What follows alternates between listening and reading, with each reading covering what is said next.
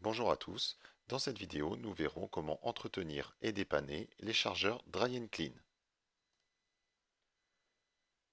En branchant le chargeur Dry and Clean par USB sur une prise d'alimentation, les LED doivent s'allumer en vert brièvement, ce qui n'est pas le cas dans notre exemple.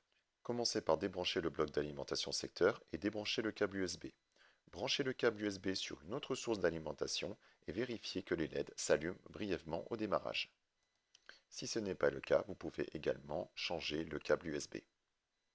Lorsque vous positionnez les appareils dans le chargeur, les LED de charge s'allument en vert et la charge démarre, ce qui n'est pas le cas dans notre exemple.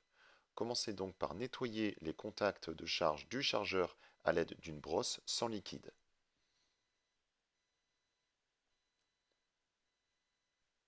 Finissez par un séchage à l'aide d'une bombe d'air sec. Nettoyez ensuite les contacts de charge des appareils à l'aide d'une brosse, toujours sans liquide.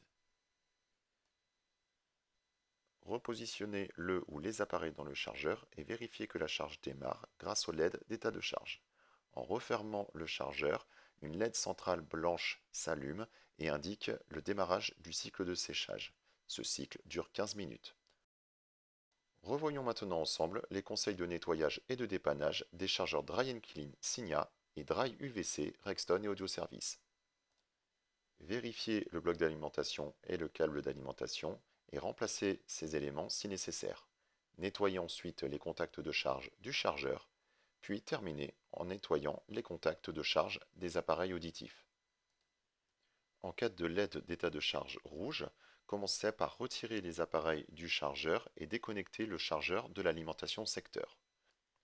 Rebranchez le chargeur sur l'alimentation secteur et introduisez à nouveau les appareils auditifs. Le chargeur a possiblement dépassé son plafond de température et doit refroidir. La charge reprendra lorsque la température descendra en dessous de 45 degrés.